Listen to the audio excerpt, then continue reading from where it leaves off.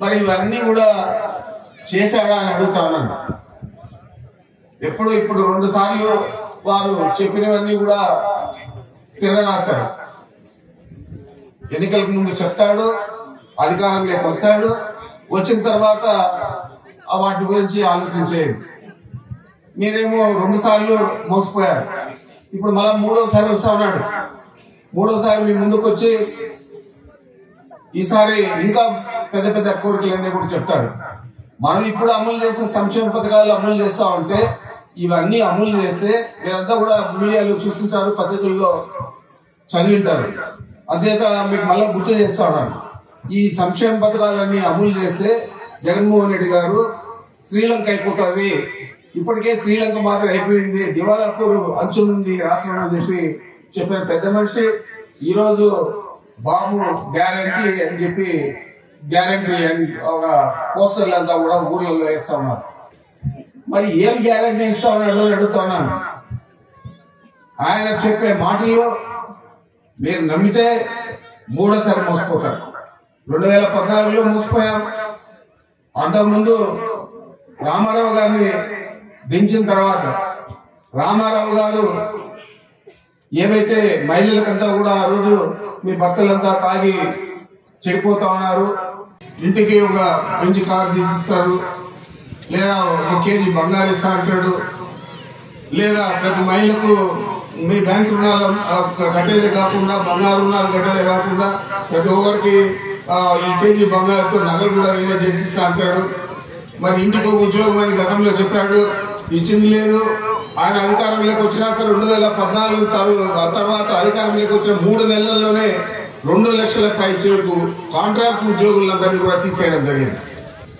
అంత పేద పిల్లలే కాంట్రాక్ట్ ఉద్యోగులుగా పనిచేస్తారు. మరి వాళ్ళందరినీ కూడా తొలగించడం జరిగింది. అప్పుడేమో ఎన్నికల ముందేమో ఇంటికి ఉద్యోగం అన్నాడు, గోడల ముందంతా బాబు వస్తే జాబ్ వస్తుందని రాశాడు. ఇవన్నీ జరిగాయని అడుగుతున్నాను. అప్పుడు చేయలేదు, 2014లో చేయలేదు, ఇప్పుడు 2024లో మీ ముందుకు వస్తా ఉన్నాడు. మీరు కన్నా మోసపోతే తప్పకుండా మళ్ళా మనం 10 సంవత్సరాలు ఎన్నికపోతాం. జరిగే అభివృద్ధి కార్యక్రమాలన్నీ కూడా సంక్షేమ పథకాలన్నీ కూడా అమలు చేసే సంక్షేమ పథకాలు కూడా నిలిచిపోతాయి. మీరు దయచేసి ఆలోచన చేయండి అని అడుగుతా ఉన్నాను. ఏదైనా ఈరోజు మనం ఇస్తా ఉన్నాం, గర్వంగా మనకు వ్యతిరేకంగా ఉండే ఇంటికి కూడా పోయి తలుపు కట్టి అయ్యా మాకు ఓటేయండి అని అడుగుతాం. ఎందుకంటే మనకు జగన్మోహన్ రెడ్డి గారు అర్హత కల్పించాడు. ఎందుకంటే ప్రతి ఒక్కరికి చేశాడు, పార్టీలు చూడలేదు. నువ్వు ముఖ్యమంత్రిగా 14 సంవత్సరాలు ఉన్నావు, ఎన్ని ఇల్లు ఇచ్చి ఉండకూడదు? పేదలందరినీ కూడా ఎందుకు ఇల్లు లేకుండా చేస్తున్నావు? ఈరోజు ఈ అభివృద్ధి కార్యక్రమాలన్నీ కుప్పంలో మనం చేస్తా ఉన్నాం. ముఖ్యమంత్రిగా 14 సంవత్సరాలు ఉంటే ఎన్ని అయినా చేసి ఉండొచ్చు. మనం 5 సంవత్సరాలు ఎన్ని అభివృద్ధి కార్యక్రమాలు చేస్తా ఉన్నాం. పుంగనూరులో తాగునీటికి కానీ సాగునీటికి కానీ, ఈరోజు సాగునీటికి మన ప్రాజెక్టులు కడతా ఉంటే అది ఇరిగేషన్ రాత్రి ఫోన్ చేస్తాడంట. వీడికి సిగ్గు లేదు, మాట్లాడే పసలేని మాట్లాడి కూడా మాట్లాడుతూ ఉన్నాడు.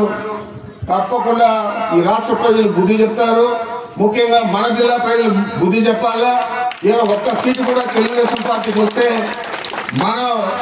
మన కాళ్ళను మనం నరుక్కున్నట్లయితుంది, మన అభివృద్ధిని మనం తప్పుదో పట్టించినట్లయితుంది, మన సంక్షేమ పథకాలన్నీ ఆగిపోయే పరిస్థితి వస్తుంది. ఈ చంద్రబాబు మోసకారి మాటలను నమ్మద్దండి. తప్పకుండా అతను ఏం మాట్లాడినా ఏం చేసినా ఈరోజు నైరాశ్యంలో మాట్లాడుతూ ఉన్నాడు. అధికారంలోకి రాలేదని దూషణ పర్వానికి దిగాడు.